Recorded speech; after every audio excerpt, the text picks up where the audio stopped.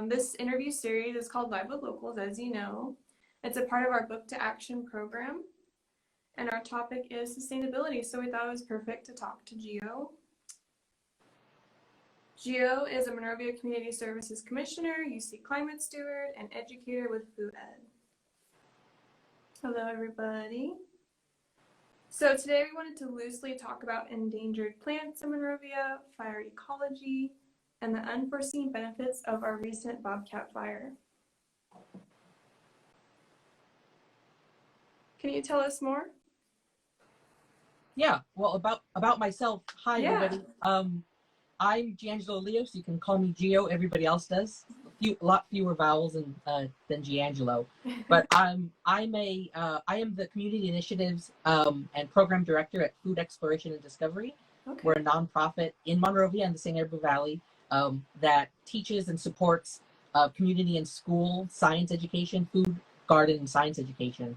And then, like you said, I'm also a certified California naturalist. More recently, a UC climate steward. I'm a master herpetologist, completed master gardener training. Mm-hmm. The list goes on and on. Boring stuff for some people. Otherwise, sort of fun for, others who are into that kind of stuff. And then I'm also, like you mentioned, I'm a Monrovia Community Services Commissioner, and then also on the leadership team at the Monrovia Community Garden. So, deeply set into Monrovia, went to high school here, married my wife, who we met in high school band. So Monrovia is my life. Yeah.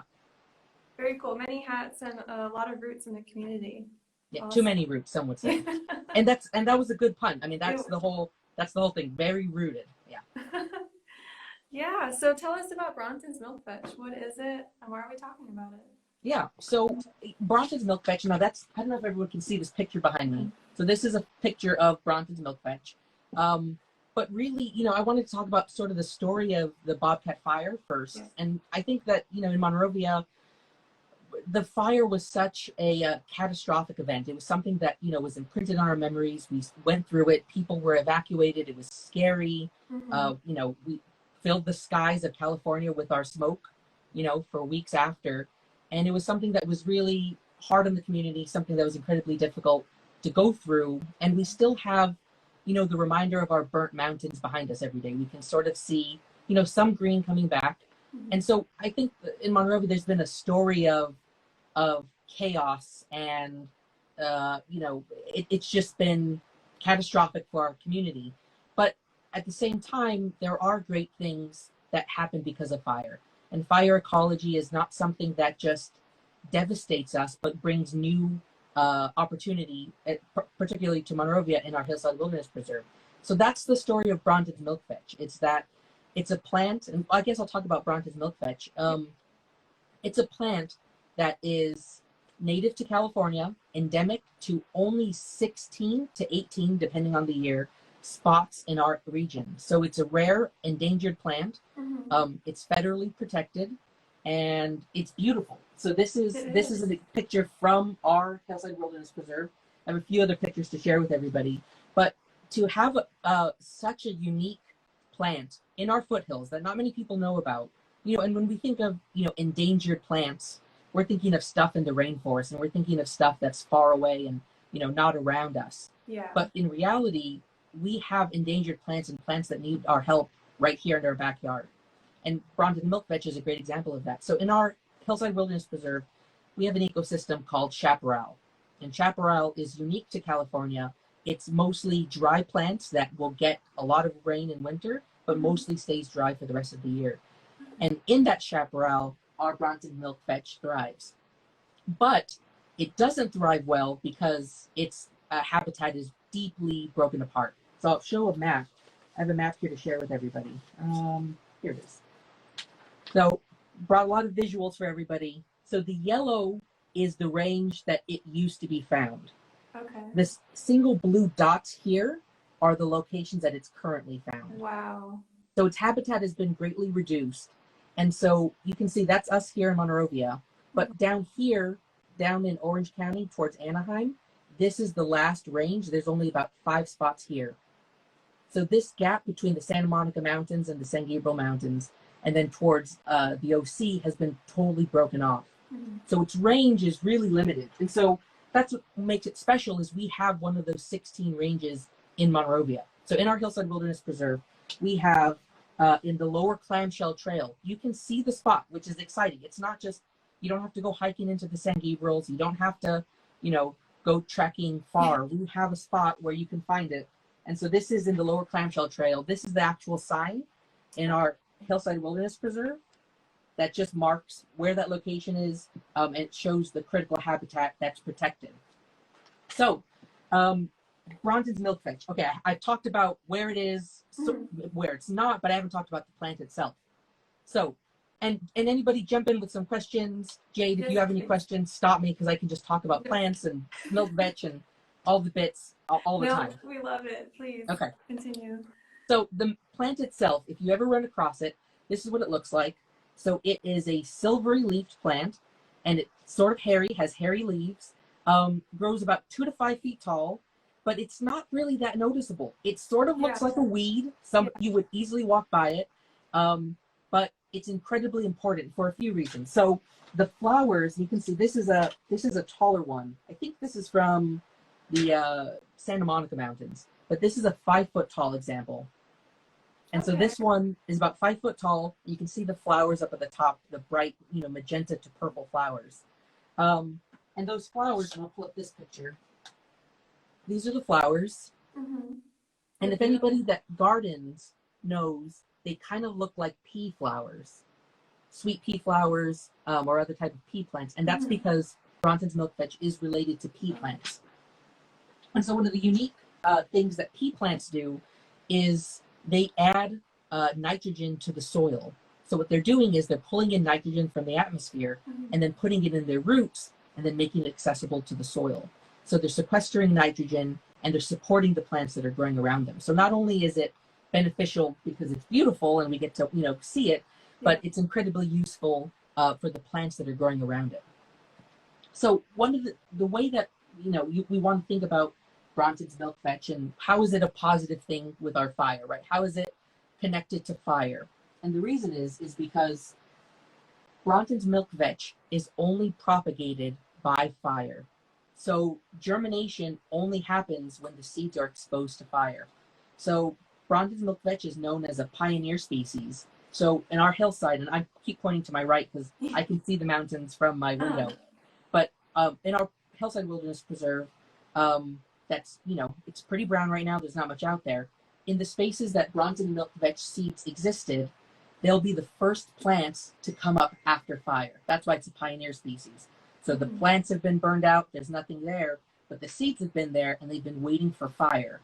So they could have been there for 2, 5, 10 years. Wow. So those seeds go through a process called scarification. Scarification is when the seeds are either scratched up or they're heated. And then after that heat goes by, some of the ash settles, right, and adds some more nutrients to the soil, those seeds can come up again. So, go ahead. Yeah, so how long can the seeds wait? Yeah, well, we hope that here's another thing. Brauntons Milkvetch is widely understudied. So there's not much research on the seed longevity, but right now their estimates 5 to 10 years is the range that the scarification has been seen. One thing that's difficult though is collecting the seeds. So, you know, groups that are trying to grow the plant more often find it difficult to find the right temperature and the right amount of scarification to get the seeds to germinate. So it's not easy to just throw out seeds and, you know, wait for fire. But part of the issue with some of our management practices, and not necessarily here in HWP, but fire suppression, right? Which sounds like a good thing. We want to suppress fires, you would think, but in traditional indigenous practices, fire is appropriate for California. Fire is normal in California. So what we want to do instead of just stopping fires, we want to work with fire. We want to work with our natural resources to then support the ecosystem that they live in. So for example, here on our mountainside, if we don't get more of these pioneer species growing out, what we'll get are more invasive plants growing out. And if we get more invasive plants, then they're going to be plants that burn faster and burn longer. if we have more invasive plants in our hillside for our next fire, the next fire can get bigger and bigger and bigger. So what we want to do instead is support those native plants that aren't going to be so fire prone, and in fact will benefit from the fire and help support a system where the fire flashes through our mountains instead of, you know, making people evacuate because it's burning so hot and so slowly through our hillside. Wow. What are some examples of invasive plants you might see? One example, we get really big pampas grass. So it's a type of grass. You can see them down north of the Gold Line. Yeah. There's a huge plot of them. They look amazing, and they look great. We want their flowers in our houses, right? Like we can take out the stalk and decorate with them. But the grass itself spreads really fast, and it burns really fast and for a long time. So it holds moisture, so it holds heat. Another example, and usually a lot of these invasive plants are going to be grasses because they spread so quickly.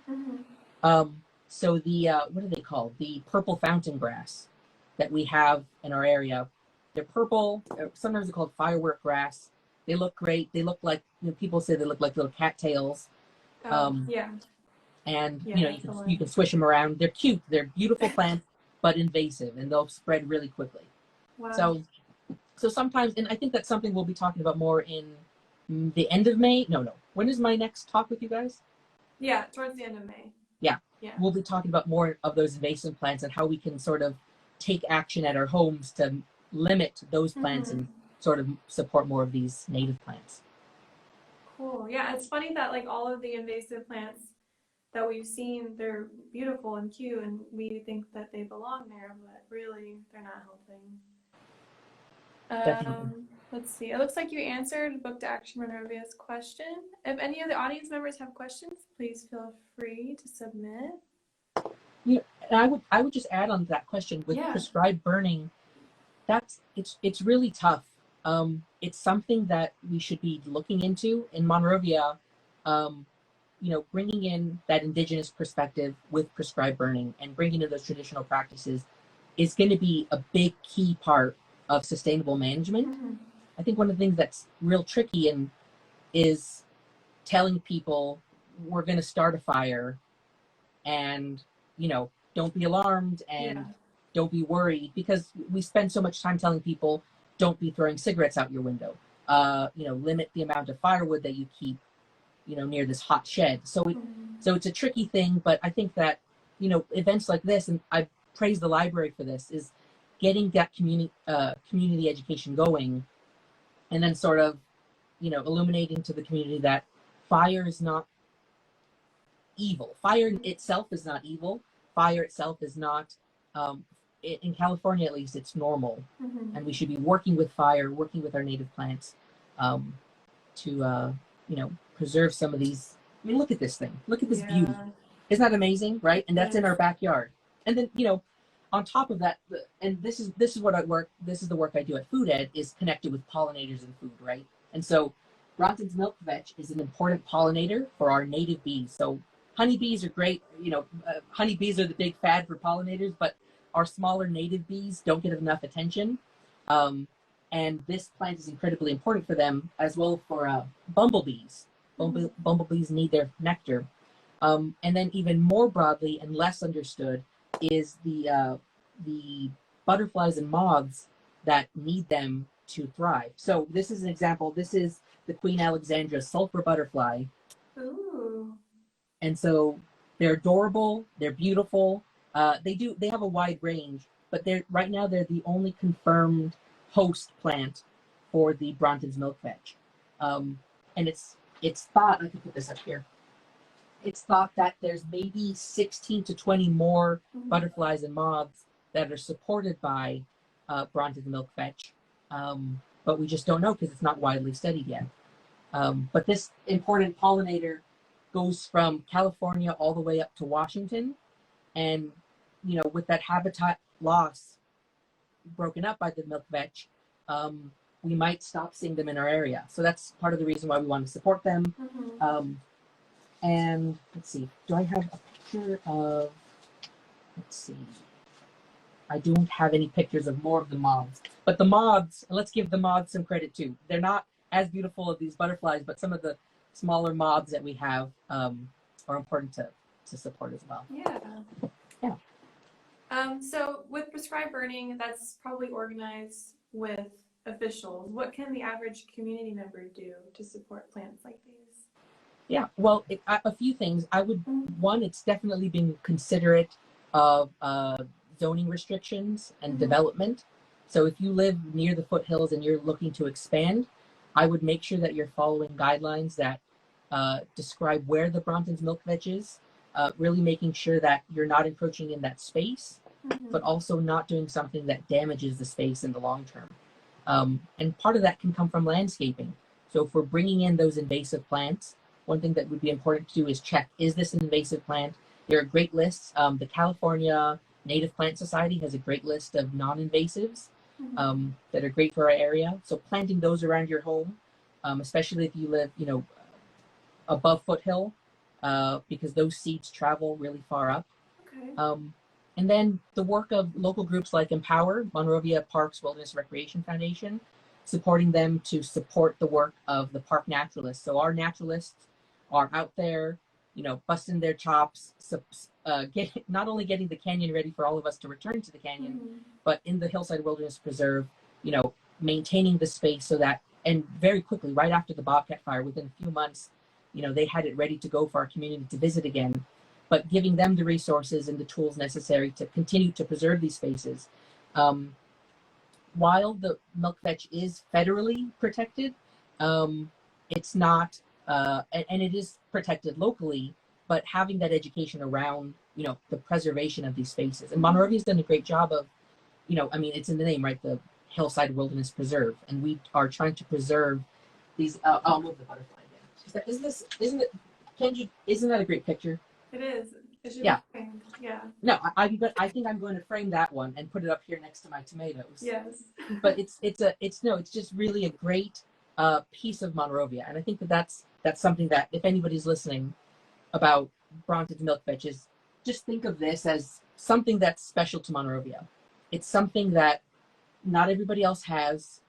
It's not found anywhere else in the world, and it's only found in between 16 to 20 locations in our area, and that's it.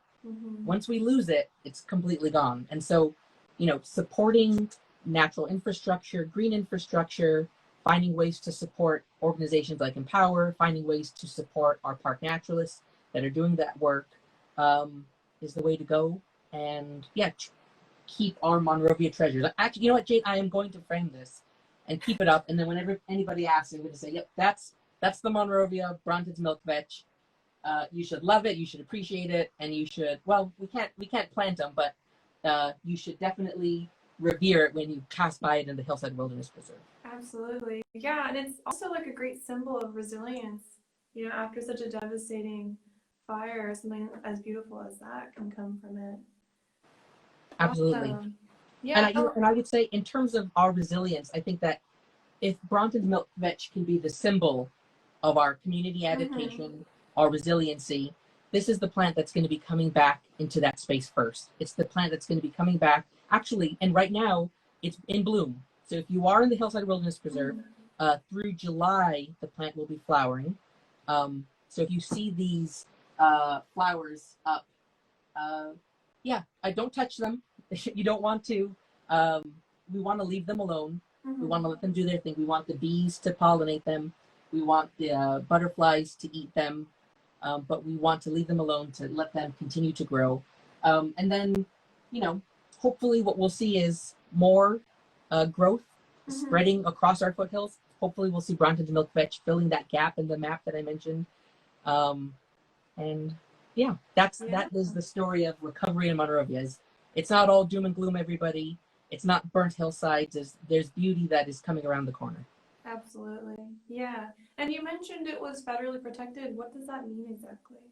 Yeah, so they were federally protected in 1997. And so they are put onto an endangered species list. And so it's a crime to remove them. It's a crime to disturb them.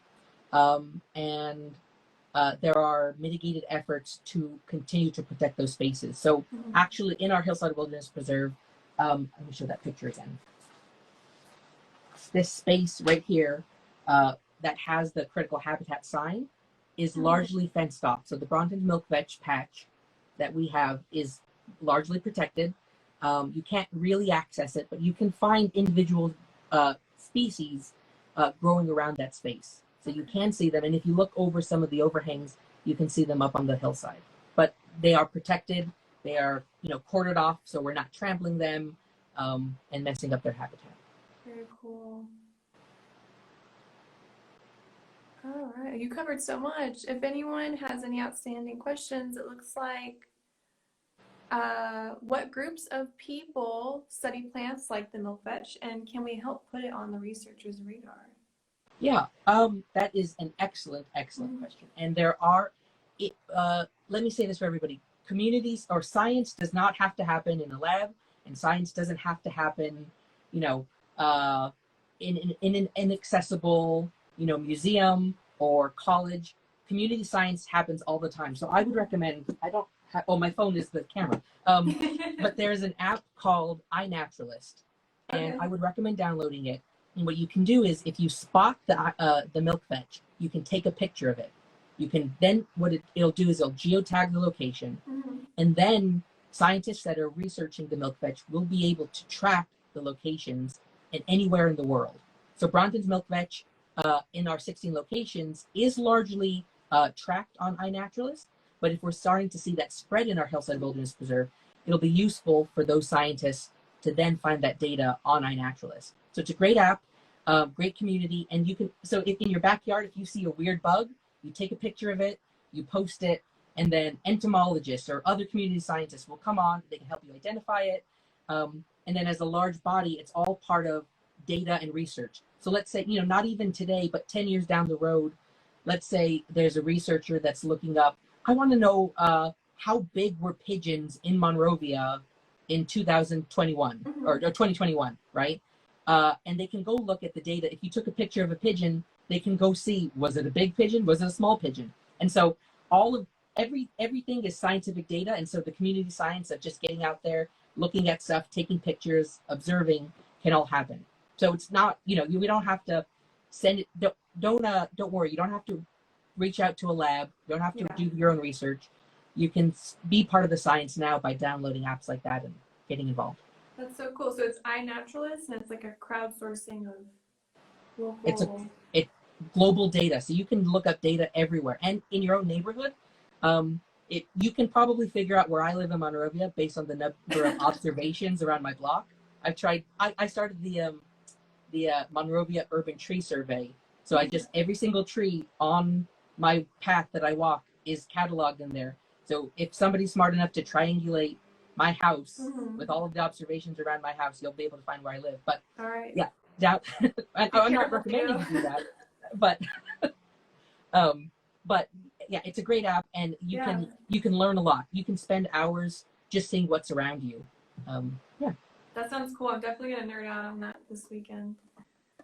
Super fun. Well, actually, you know what, Jade? What we'll do is we'll organize a library BioBlitz. That's what we do at Food Ed. We're doing a BioBlitz at Santa Fe Middle School, and the students will be cataloging what they find on campus, what they find around them.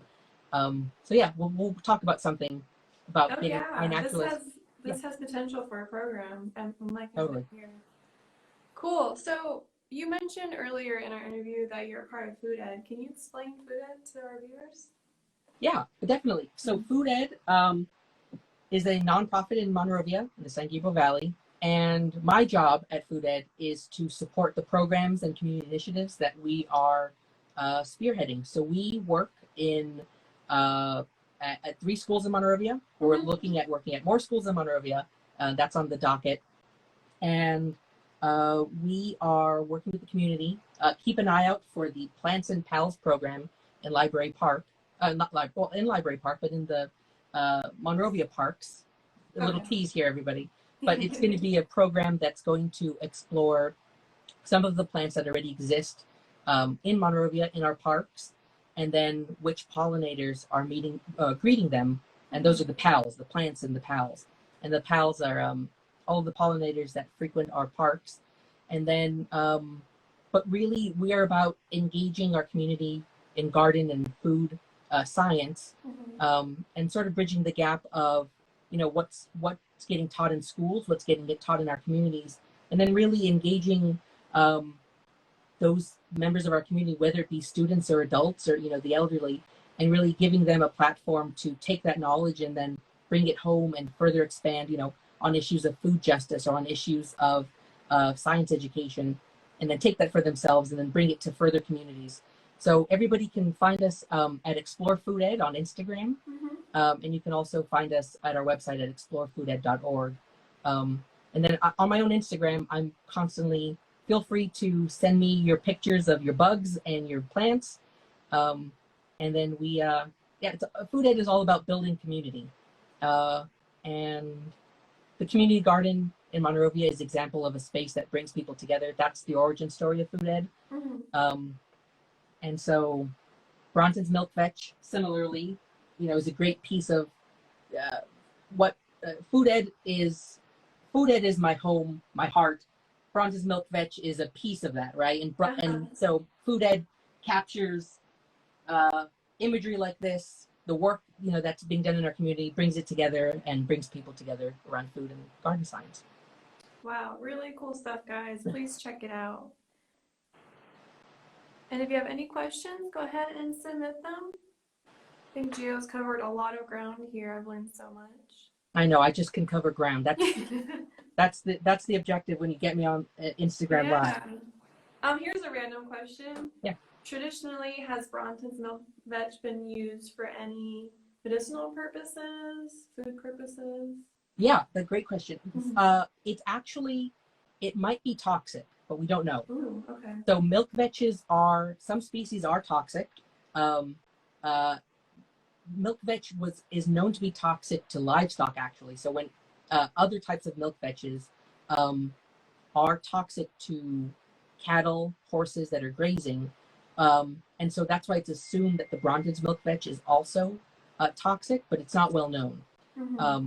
But in terms of medicinal uses, and I don't want to suggest that people go out and start collecting it, but I think that it does have connections with some healing properties with blood clotting. Okay. Yeah, but I would say if you can leave it alone and take something off the counter in your medicine cabinet, go for that first, or find somebody. There are other plants, other native plants that are much safer to collect, and further, it's better to be done with an indigenous guide, or led by a naturalist in Canyon Park, say, than to go out and be collecting out in our hillside, because we do want to protect these silvery, hairy, and they're great. I mean, look, I'm not saying I don't want people touching the plant, because I don't want you to touch it. Don't touch the plant. Yeah. But you can get close enough if you can safely and look at it's really cute, really amazing little hairy leaves. You want to touch it, and you're going to be tempted to touch the plant, but you don't want to touch it. You want to leave it alone. But yeah, and they're mostly for butterflies, for bees, and for moths. Yes. All right, everybody, please leave the milkvetch alone. You heard it from us here. Any questions? Thank you so much, Gio. I didn't even get into the boring facts about it, like who Ernest Braunton was, who it's named after, and let's hear it. We'll do this again. But Ernest Braunton was like a famous landscaper who discovered the plant.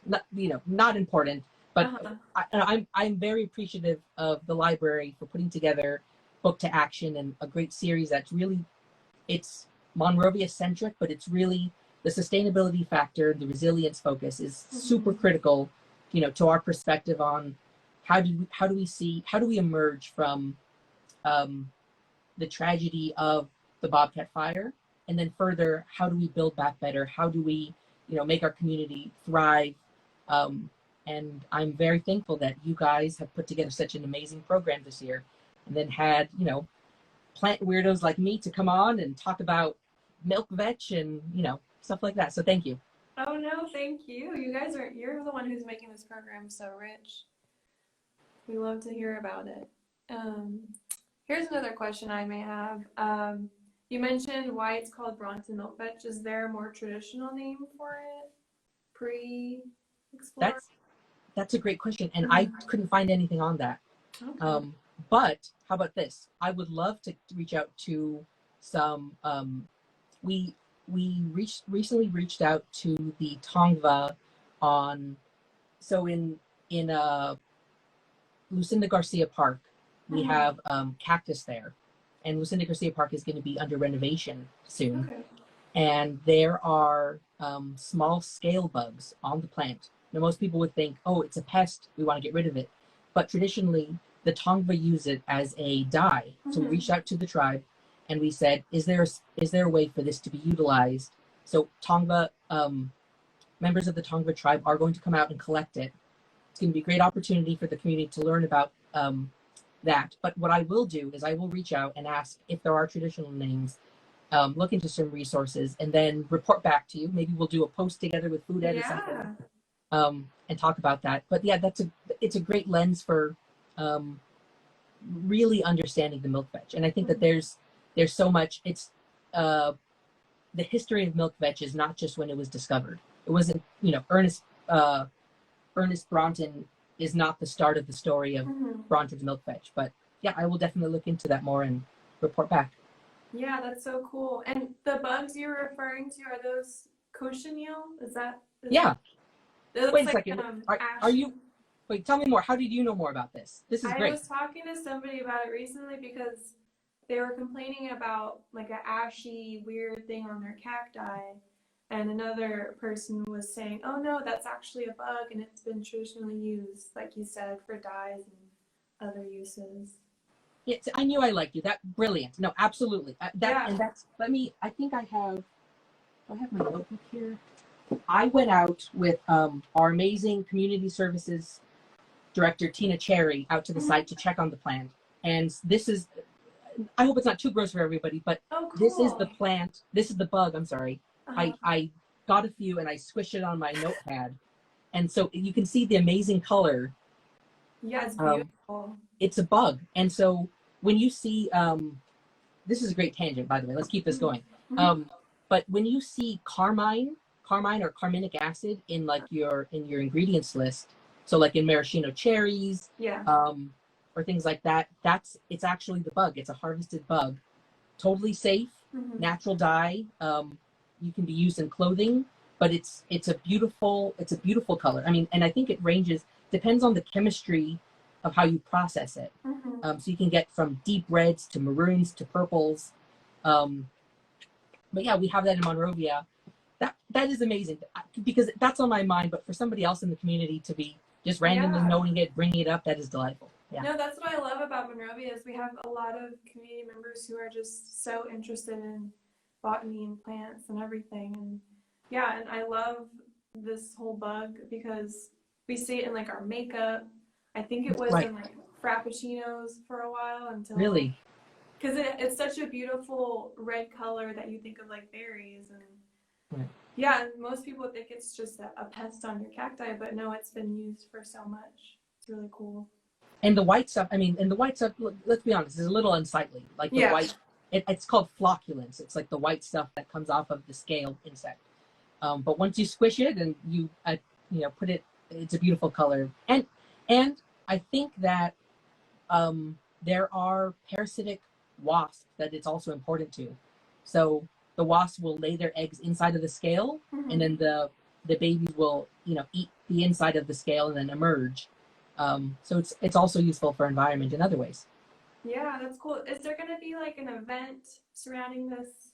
Is it a ceremony with the removal of the bugs? I don't know, but I know that the community services department is on it, and it will. I know that right now it'll at least be part of the story of the renovations of the park. But I will get back to you because I hope it is more because it's a great story. Really cool. Yeah. Yeah, I love it. Thank you so much. And if anyone has any questions and you joined us later, we'd love to hear. There's a little question mark icon on the bottom right of your screen. So if you click that, you can ask Gio. He has a wealth of information.